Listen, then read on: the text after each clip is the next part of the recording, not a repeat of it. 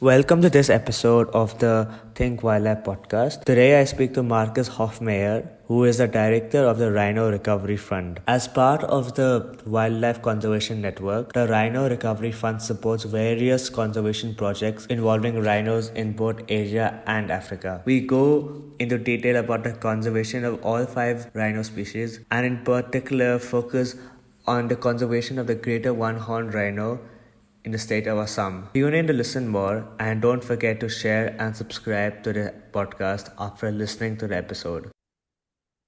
So, welcome, Marcus, to the podcast. It's a pleasure to have you on here today to talk about all the great work on rhino conservation that you guys are involved with. Thank you. Thank you for hosting us. Good afternoon. What got you interested in studying rhinos? So I not only study them, but I actually work very intensely with them. And I've been involved with rhinos since I was a scholar when I volunteered to work in nature reserves and national parks. And obviously rhinos have always been a flagship species for rewilding back into areas where they were poached to extinction.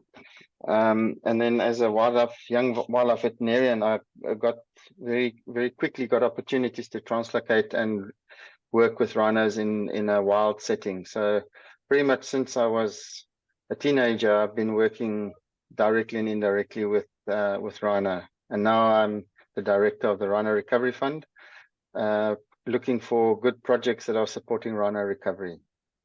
Talking a bit more about the Rhino Recovery Fund, how did it come into being and what is the long-term vision of this organization? So the Rhino Recovery Fund is one of 5 wildlife funds that the Wildlife Conservation Network has. It is the youngest fund. So the other funds are the Elephant Crisis Fund, which is the first fund to be created, then the Lion Recovery Fund, then the Pangolin Crisis Fund, and then the Rhino Recovery Fund. And then we also have a specific California program, which is the 5th fund called the California Wildlife Program. So the funds model is a way for people to donate money, and it goes to a fund that deals with supporting projects that are recovering or conserving or helping make sure that those species that are linked to the fund are adequately supported. So rhinos are flagship species, as I said before, and they're unfortunately hunted regularly for their horns, for the illegal wildlife market. And because of that, they are mostly endangered. Most of the 5 species are critically endangered or at least endangered. And the fund is therefore put in place as part of a funding mechanism that people can give money. And then as a director, I have to look for the good projects and make sure that I allocate the money to projects that are doing holistic and sustainable rhino recovery projects. Could you elaborate a bit on the types of projects which the fund supports? So we've got 3 main categories. One is about protected area management, which is quite broad because it involves biological management, law enforcement, area integrity, some innovative ways to finance the project or develop better technology. Then we've got a stream where we're looking at demand reduction and illegal wildlife trade disruption, which is the most important thing we can do for rhinos, is to break up crime syndicates that are dealing with wildlife crime. And obviously that's where the rhino horn get illegally sold.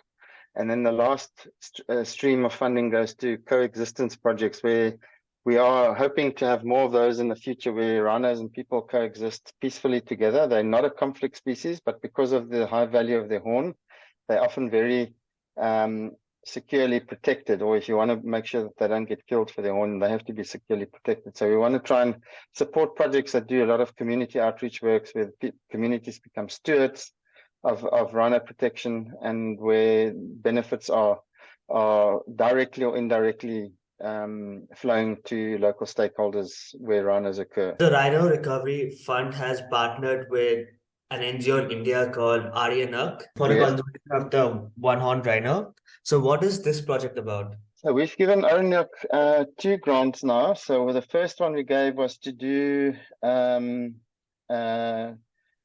floodline measures to be able to build islands to protect, or where the Greater One-Horned Rhinos can seek refuge during the massive floods that the Brahmaputra River that flows next to Kaziranga can be erected in a responsible manner, because the park is very surrounded by people and roads, so the rhinos don't have access to high ground.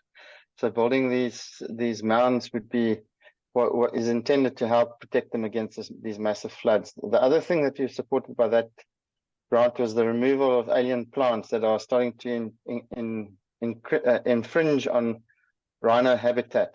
And then the second grant they got, which they're still busy working on, is for the translocation of rhinos from Kaziranga and Pabitora to other national parks. There's been a delay because of decision making and security reasons at one of the parks, but we're hoping that will be enacted in 2024. India's rhino population has skyrocketed over the last few years. It's one of the two species of rhinos which population has recovered significantly, the other being the white rhino. So what has India done so well that the rhino population has really recovered? Yeah, so the Greater One-Horned Rhino has had a similar success story to the southern white rhino, which both of them went down to lower than 100 individuals, and through good protection and security, those numbers then slowly built up, and then also translocations took place. I think what needs to happen in India, there needs to be a lot more translocations to take place to reduce the density at the places where they've done well, and to make sure that they're new source populations. So the success is based on, one, good protection, so the rhinos are very securely protected. Two is good biological management. And then three was translocations to new parks, so that they've got new places that they can grow again. And all of that is very much supported by political will and having good park management that can actually adequately protect those rhinos. That's sort of the parallels between those two species. What are currently the present threats to rhinos in India, and what can be improved for their conservation in the country? The biggest threat for rhinos anywhere in the world remains the illegal hunting of them for their rhino horn. That's the primary threat, because wildlife criminals go to long measures to actually shoot rhinos and then cut their horns off and then smuggle them to the demand countries, which is mainly Vietnam and China, from what we understand. The other problem that you have in India is that your main parks, Pabitora and Kaziranga, have got high densities of rhinos, so that might slow their breeding down. You actually need to find homes for some rhinos so that you can reduce the density in those parks and keep on making sure that rhinos breed. And then obviously there's also an issue with alien vegetation invading the grasslands that they live on, and that is needing to be monitored very closely, because that could reduce the carrying capacity of those parks even more if there's too much alien invasive that comes in. The fund also supports work on the conservation of Sumatran and Javan rhinos. Firstly, do you think there is much hope for these two species? And talk about some of the work that the fund is supporting. Yeah, good question, because those are the two most critically endangered rhinos in the world. The Sumatran rhino really only occurs in the wild still in the Loiza landscape in the northern part of Sumatra. And the Javan rhino only occur in the wild in Ujungkulon National Park at the tip of the Java island. So both those species have had a consistent decline over the last century, and it's been accelerating in the last 2 or 3 decades.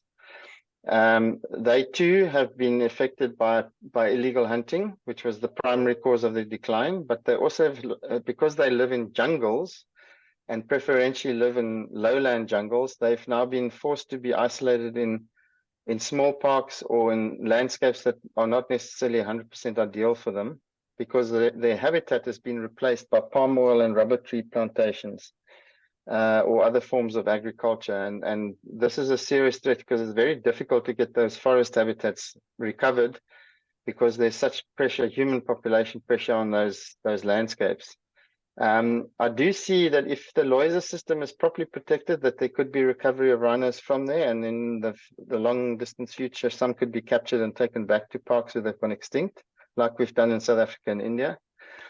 The Java rhino is a little bit more precarious. They are luckily in the same park, so there is obviously adults that are breeding, but it's a very small park, and there's no real possibility for extension or expansion. So there is a need to possibly create a second population somewhere, but both these species are extremely difficult to capture because they live in the thick rainforest. So you can't just dart them like we do in South Africa and India. They have to be caught in pit traps, which inherently carries so much more risk than the normal darting that we do. And finding ways to catch them is hugely expensive and very difficult. So it's almost an impossibility to do, given the sort of political stalemate at making decisions and delegating the operational requirements to people in the field. So yeah, their futures do look dire. I don't think it's completely hopeless, but it does require a combined and very nimble team who have been given good operational delegation to actually go out and catch some more, expand the parks, translocate rhinos to new areas, but doing so responsibly and with the right number of animals. And what are some projects which the fund supports regarding the conservation of these two species? So we support the group called Forum Conservasi Loiza, which is a locally grown NGO in the Loiza ecosystem. We're doing a fantastic job to protect the forest. So we're funding rhino protection units that patrol the forests and also some of the intelligence work. And then we fund the park management and the monitoring and security investments of Ujung Kulon National Park through the International Rhino Foundation. We've got a very strong program in Indonesia. So those are the two projects that we do. And then in my personal capacity, as I'm a wildlife veterinarian, I'm also sharing experience with the teams in both those units. I'm actually going to Indonesia on Thursday to try and modernize the way they approach their capture systems and what to do with animals when they do catch them. So capacity building is another big component that we support, both Ujung Kulon and Indonesia, the Sumatra system, the Loiza ecosystem. The last rhino species which we did not talk about yet is the Black Rhino. How are they faring, and what are some projects which the fund is supporting regarding their conservation? Thank you. Yeah, Black Rhinos are probably my most favorite mammals because they're very belligerent. They've got a lot of character. They were the most widely distributed rhino in the prehistoric time. They occurred everywhere in Africa except true rainforests, grasslands, and true deserts. And were very successful until humans arrived or modern weapons arrived that were used particularly in civil war scenarios. And in a very short period of time, their numbers plummeted from tens of thousands to 2,500 in the early 1990s. Through very good protection in Kenya, South Africa, Namibia, and Zimbabwe primarily, they were the decline was halted. And now, through the same principles as white rhino, good biological management, law enforcement, protected area management, and translocations, their numbers have grown to 6,500. The reason there's less black rhino than white rhinos is they slightly more complicated animals to translocate. So there's been lots of losses due to that. And you need adequate size areas to have a sizable population, but that is hopefully going to change with more parks being rehabilitated in Africa. We support projects in Kenya, both in the Laikipia landscape and in the Tsavo landscape, where we've got the eastern subspecies of black rhino. We support projects in Tanzania, Malawi, not in Rwanda. We've done some training in Rwanda. A lot of support in Zimbabwe, South Africa. We're supporting a growing population of rhinos in Mozambique and in Namibia. So basically, wherever there's significant rhino and good projects, we have support, and we also strategically advise and help build capacity in those particular projects. How can projects join this fund, and what specifically do you look for in projects? So when people want to apply for funding, they have to do it once I've invited them. That's part of my due diligence role, is looking for projects that are doing good work, doing the due diligence, and then inviting them for a grant application. That then goes to a granting committee that has the final say if the project was well written, well conceived, and usually I try and avoid bringing projects to the granting committee that are not going to pass through it. If it's about donors, the donors can easily give money to WCN to go into the fund. They can specify that that's where the money should go to, and then the director and the granting committee then look and allocate grants to good and deserving rhino recovery projects.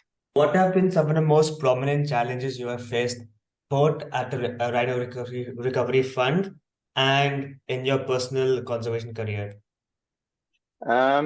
Challenges are always trying to find enough donors to be able to support the projects into the long term. It's a very fickle place to be in. Rhino populations take 10 years plus to double. So if you're only able to give 1 year grants, it's very challenging to have a real impact. So we are looking for projects that have got co-funding and try and provide as much money that is catalytic to unlocking new funding streams, new technology, new lessons learned. And then obviously, to make sure that we continue to find new projects balanced with renewing those projects that are doing well. And what have been some of the most prominent lessons from your career so far? Overall, my career, I think that there's a couple of key lessons. It's conservation is a very complex field to be in. You need passionate people that are skilled. I think there's a real requirement to work towards a situation where people are appointed on merit and it's not driven by politics or funders that have a specific requirement. Collaboration needs to definitely increase and improve over the conservation arena. And then civil society need to be far more proactive at forcing politicians and the country's governments to allocate more funding to conservation initiatives, because it is a bit unfair to expect the private sector to fund all the stuff that government should actually be funding. Those are the key challenges. And obviously the fact that we still have significant illegal wildlife trade syndicates operating is a scary proposition going forward, because rhinos will remain the target for those people that want to illegally collect the horn and sell it via illegal means. It never has a good outcome, and it creates a false economy. And often security in the regions where there's a lot of poaching deteriorates considerably with all the illegal people active in the area. And what have been some of your most memorable moments from your conservation career? Sure, there's been many. I think being a wildlife veterinarian and having reintroduced many species, it's incredibly satisfying to be able to do that. Releasing some rhinos you caught under difficult conditions and see them walking off into the bush and start browsing. Very, very memorable. There's been many populations throughout Africa that I have directly been involved with, helping to or overseeing the translocation. And now going back to some of those properties and seeing those rhinos thriving and having calves and the population growing and they've been protected well, incredibly valuable experiences to have. Thank you so much for your time. It was a pleasure speaking to you. Thank you very much, and I hope that the information will be of value to your listeners. Thank you.